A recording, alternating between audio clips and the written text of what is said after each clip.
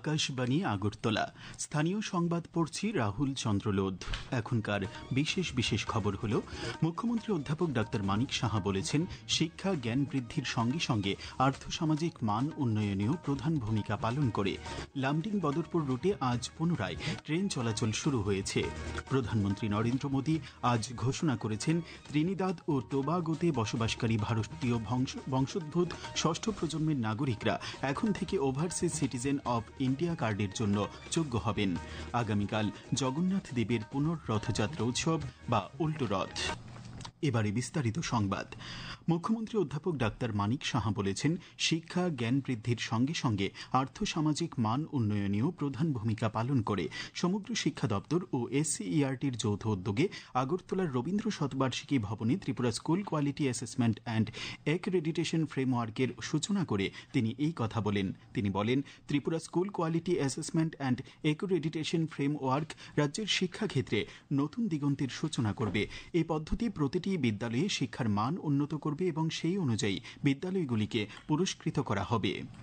যে আজকের যে টি-স্কোয়াব যেটা খোলা হলো, তাতে কিন্তু আমরা দেখতে পাচ্ছি এতে করে প্রতিটা স্কুলের তার যে স্ট্যান্ডার্ড অফ এডুকেশন একটা সেটা বোঝা যাবে, এই স্কুলের স্ট্যান্ডার্ডটা কীরকম আছে এবং সেই অনুযায়ী তাকে স্বীকৃতিও দেওয়া হবে। বিভিন্ন level 1, level A, B, C এরকম করে দেওয়া হয়েছে এবং অনেকগুলো ক্রাইটেরিয়াও রাখা হয়েছে এবং সেইগুলো যখন যে স্কুলে সে ক্রাইটেরিয়া যত মাত্রায় বেশি ফুলফিল করবে তাকে সেই হিসাবে মার্ক দেওয়া হবে। অনুষ্ঠানে শিক্ষা দপ্তরের বিশেষ সচিব রাভেল হেমেন্দ্র কুমার বলেন, রাজ্য শিক্ষা দপ্তর নতুন শিক্ষানীতির সমস্ত নিয়মাবলী পালন করে শিক্ষাক্ষেত্রে নতুন নতুন পদ্ধতি চালু করছে। অনুষ্ঠানে ছিলেন মাধ্যমিক শিক্ষা অধিকর্তা NC শর্মা ও SBI ফাউন্ডেশনের সিইও সঞ্জয় প্রকাশ প্রমুখ। লামডিং বদরপুর রুটে আজ পুনরায় ট্রেন চলাচল শুরু হয়েছে। পাহাড় লাইনের ডিহাখো মোপা রেল স্টেশনের মধ্যবর্তী স্থানে রেল লাইনে পাথর মাটির ধস পড়ায় গতকাল বিকেল থেকে ট্রেন চলাচল বন্ধ ছিল।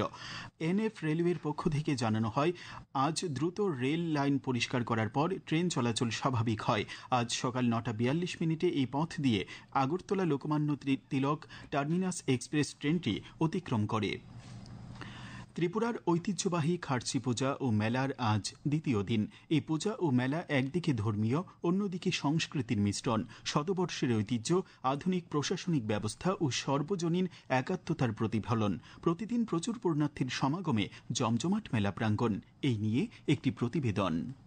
ত্রিপুরার খার্চি পুজো শুধু এক পার্বণ নয়, এটি জাতি ও জনজাতির মেলবন্ধনে আয়োজিত উৎসবের এক অনন্য প্রতীক। রাজন্য আমল থেকে শুরু হওয়া চতুর্দশ দেবতার পুজো আজও শ্রদ্ধা এবং ভক্তি সহকারে পালিত হয় চতুর্দশ দেবতা মন্দিরে।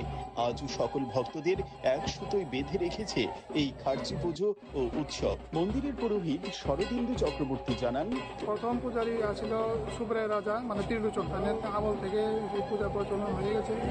এখন ওনার নামেই আমরা পূজা করি। এখানে তো চতুর্দশ দেবতা আছে, মেন পূজা সুব্রায় রাজার নামে, যে ত্রিলোচন রাজা। এখন আমাদের প্রদ্যুৎ কিশোর দেববাবার নামেও পূজা হয়। আজ মেলার দ্বিতীয় দিনে সকাল থেকেই ভক্তদের ভিড় পরিলক্ষিত হচ্ছে। দীর্ঘ লাইনে দাঁড়িয়ে চতুর্দশ দেবতার দর্শনের জন্য অপেক্ষা করছেন ভক্তরা। খার্চি পুজোতে আমরা তো প্রথমবারই আজ পুজো দিতে এসেছি, ঠাকুরদের সামনে দেখতে পাবো, তাতেও তো লাইন দেখছি অনেক। বিধায়ক তথা মেলা কমিটির চেয়ারম্যান রতন চক্রবর্তী সকলের সহযোগিতা এবং উপস্থিতি কামনা করেন।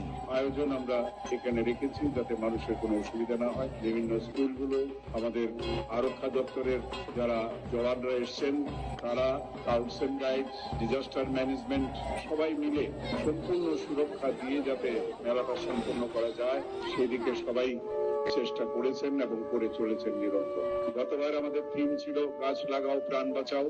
এবার আমরা করেছি অপারেশন সিঁদুর, যার মাধ্যমে বিশ্বে ভারতবর্ষ আবার প্রমাণ করেছে যে কোনো দিক থেকেই দেশ আজ পিছিয়ে নেই। সাধু সন্তদের জন্য খাওয়া থাকার সম্পূর্ণ দায়িত্ব মেলা কমিটি নিয়েছে। এক কথায় ভক্তি, বিশ্বাস ও একতার এক অনন্য দৃষ্টান্ত ত্রিপুরার এই ঐতিহ্যবাহী খার্চি পুজো ও মেলা। রাহুল লোধ, আকাশবাণী সংবাদ, আগরতলা। নিয়মিতকরণ, সমকাজে সমবেতন ইত্যাদি বিভিন্ন দাবিতে ত্রিপুরা অনিয়মিত কর্মচারী মঞ্চের ডাকে আজ আগরতলায় মহাকরণ অভিযান সংগঠিত করা হয়। সংগঠনের পক্ষ থেকে একটি মিছিল আগরতলা শহরের বিভিন্ন পথ পরিক্রমা করে এরপর অনিয়মিত কর্মচারী মঞ্চের পক্ষ থেকে মুখ্য সচিবের কাছে ডেপুটেশন প্রদান করা হয়। এক পের মাকে নাম কর্মসূচির অঙ্গ হিসেবে আজ Tripura state cooperative consumers federation লিমিটেডের উদ্যোগে আগরতলার দুর্জয়নগর এলপিজি গ্যাস গোডাউন সংলগ্ন এলাকায় বৃক্ষরোপণ কর্মসূচির আয়োজন করা হয়।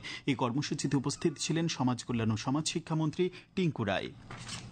সারা ভারত গণতান্ত্রিক নারী সমিতির অভয়নগর অঞ্চল কমিটির উদ্যোগে যুদ্ধের বিরুদ্ধে শান্তির সপক্ষে আগরতলা রাধানগর এলাকায় এক মানব শৃঙ্খল কর্মসূচির আয়োজন করা হয়। এই কর্মসূচিতে নারী সমিতির নেত্রী কৃষ্ণা রক্ষিত যুদ্ধের বিরুদ্ধে সবাইকে সোচ্চার হবার জন্য আহ্বান জানান। এই খবর আপনারা শুনছেন আকাশবাণীর আগরতলা কেন্দ্র থেকে। প্রধানমন্ত্রী নরেন্দ্র মোদী আজ ঘোষণা করেছেন যে ত্রিনিদাদ ও টোবাগোতে বসবাসকারী ভারতীয় বংশোদ্ভূত ষষ্ঠ প্রজন্মের নাগরিকরা এখন থেকে ওভারসিজ সিটিজেন অব ইন্ডিয়ার কার্ডের জন্য যোগ্য হবেন, যার ফলে তারা কোনো বাধা ছাড়াই ভারতে বসবাস এবং কাজ করতে পারবেন। Today, I am happy to announce that OCI cards will now be given to the sixth generation of the Indian diaspora in Trinidad and Tobago. You are not just connected by blood or surname. You are connected by belonging. India looks out to you. India welcomes you. And India embraces you. প্রধানমন্ত্রী শ্রী মোদী পূর্বপুরুষদের ভূমি পরিদর্শন করে ভারতের সঙ্গে তাদের সংযোগ আরও নিবিড় করার জন্য ত্রিনিদাদ ও টোবাগোতে ভারতীয় বংশোদ্ভূতদের প্রতি আহ্বান জানান। এদিকে ত্রিনিদাদ ও টোবাগোর প্রধানমন্ত্রী কমলা প্রসাদ বিসেসার ঘোষণা করেছেন যে প্রধানমন্ত্রী মোদীকে ক্যারিবিয়ান দেশের সর্বোচ্চ সম্মান the order of Trinidad and টোবাগোতে ভূষিত করা হবে। 2025-এর জাতীয় ক্রীড়া নীতি অন্তর্ভুক্তিমূলক পরিসরের পাশাপাশি দিব্যাঙ্গজনের খেলাধুলো এবং আদিবাসীদের প্রাচীন খেলাধুলোর দিকে বিশেষ নজর দেওয়ার প্রয়াস রয়েছে। বিগত 11 বছরে প্রাচীন ক্রীড়া সংস্কৃতি সংরক্ষণ করে আধুনিক সময়ে এক সর্বাত্মক ক্রীড়া কেন্দ্রিক বিকাশের ভাবনায় উজ্জ্বল হয়ে উঠেছে। পথ তৈরি করছে প্রকৃত বিকশিত ভারতের একটি প্রতিবেদন। দেশ গঠনে খেলাধুলোর জগৎকে নিয়ে ইতিবাচক ভাবনার জোয়ার বিগত 11 বছরে আন্তর্জাতিক চত্বরে ভারতের উল্লেখযোগ্য ফলাফলে স্পষ্টতই উপলব্ধি করা যাচ্ছে। রূপান্তরণের এই প্রক্রিয়ায় অন্তর্ভুক্তিমূলক বিভিন্ন প্রয়াসে দিব্যাঙ্গজনকে খেলাধুলোর জগতে আরও সুযোগ করে দিতে বিভিন্ন পদক্ষেপ নতুন দিগন্ত উন্মোচন করছে। বিগত কয়েকটি প্যারা অলিম্পিকের আসরে ভারতের নজরকাড়া ফলাফল তারই প্রমাণ। একই কথা বলা যায় জনজাতি আদিবাসী অংশের মানুষের জন্য বিভিন্ন প্রয়াসে। এই জনসমাজের নিজস্ব উদ্ভাবনী খেলাধুলোর আকর্ষণীয় প্যাকেজ যেন সংস্কৃতি আর প্রাকৃতিক সৌন্দর্যের অনবদ্য মেলবন্ধন। প্রায় হারিয়ে যেতে বসা সে সমস্ত আয়োজনে প্রাচীন সংস্কৃতির সুরক্ষা এবং ভারতের অনাবিষ্কৃত নিজস্বতাকে বিশ্ব মঞ্চে তুলে ধরে অনন্য বহুমুখী সমৃদ্ধির অবকাশ গড়ে তোলারও পথ খুলে যাচ্ছে। নিঃসন্দেহে তা বলা যায়। সংবাদ কক্ষ থেকে সুমন ভট্টাচার্য, আকাশবাণী, আগরতলা। আগামীকাল জগন্নাথ দেবের পুনর্রথযাত্রা উৎসব বা উল্টো রথ এর মধ্য দিয়ে শেষ হবে 9 দিন ব্যাপী রথযাত্রা উৎসব। আগামীকাল বিকেলে আগরতলার জগন্নাথ জিউ মন্দির, ইস্কন মন্দির, হরেকৃষ্ণ মন্দির থেকে ভগবান জগন্নাথ, বলভদ্র, সুভদ্রা দেবীকে নিয়ে সুসজ্জিত রথ বের হবে। এদিকে জাতি ধর্ম নির্বিশেষে সব অংশের মানুষের অনাবিল আনন্দ ও উচ্ছ্বাসের মধ্য দিয়ে আজ সম্পন্ন হয়েছে মেলাঘরের ঐতিহ্যবাহী 9 দিন ব্যাপী রথের মেলা। 7 দিন মাসির বাড়িতে কাটানোর পর আজ প্রভু জগন্নাথ, বলরাম ও সুভদ্রা রথে চড়ে গুন্ডিচা মন্দির থেকে পুনরায় ফিরে এসেছেন মেলাঘরের ঐতিহ্যবাহী জগন্নাথ মন্দিরে। সামাজিক সংস্থা সুমিত ফাউন্ডেশনের উদ্যোগে কৈলাসহরের ঊনকোটি কলাক্ষেত্রে আজ এক রক্তদান শিবির অনুষ্ঠিত হয়। উদ্বোধন করেন কৈলাসহর পৌর পরিষদের চেয়ারপারসন চপলারানী দেবরায়। শিবিরে 20 জন স্বেচ্ছায় রক্তদান করেন। এদিকে আজ সকালে কৈলাসহরের পাইতুর বাজার মোটর স্ট্যান্ড সংলগ্ন স্থান থেকে সুমিত ফাউন্ডেশনের উদ্যোগে 10 কিলোমিটার ম্যারাথন দৌড় প্রতিযোগিতা অনুষ্ঠিত হয়। আবহাওয়ার খবর। আগামী 24 ঘন্টায় সিপাহীজলা ও দক্ষিণ জেলায় ভারী বৃষ্টিপাতের সতর্কতা জারি করেছে আবহাওয়া দপ্তর। এছাড়া রাজ্যের সব জেলায় বিক্ষিপ্তভাবে বজ্রবিদ্যুৎ সহ বৃষ্টিপাতের সম্ভাবনা রয়েছে। আগামীকাল দিনের সর্বোচ্চ তাপমাত্রা 32 ডিগ্রি সেলসিয়াস এবং সর্বনিম্ন 26 ডিগ্রি সেলসিয়াসের কাছাকাছি থাকতে পারে। আজ দিনের সর্বোচ্চ তাপমাত্রা ছিল 33 ডিগ্রি সেলসিয়াস এবং সর্বনিম্ন 26.2 ডিগ্রি সেলসিয়াস।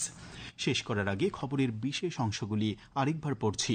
মুখ্যমন্ত্রী অধ্যাপক ডাক্তার মানিক সাহা বলেছেন, শিক্ষা জ্ঞান বৃদ্ধির সঙ্গে সঙ্গে আর্থসামাজিক মান উন্নয়নেও প্রধান ভূমিকা পালন করে। লামডিং বদরপুর রুটে আজ পুনরায় ট্রেন চলাচল শুরু হয়েছে। প্রধানমন্ত্রী নরেন্দ্র মোদী আজ ঘোষণা করেছেন, ত্রিনিদাদ ও টোবাগোতে বসবাসকারী ভারতীয় বংশোদ্ভূত ষষ্ঠ প্রজন্মের নাগরিকরা এখন থেকে ওভারসিজ সিটিজেন অব ইন্ডিয়া কার্ডের জন্য যোগ্য হবেন। আগামীকাল জগন্নাথ দেবের পুনর্রথযাত্রা উৎসব বা উল্টো রথ। স্থানীয় সংবাদ আজকের মতো এখানেই শেষ হলো।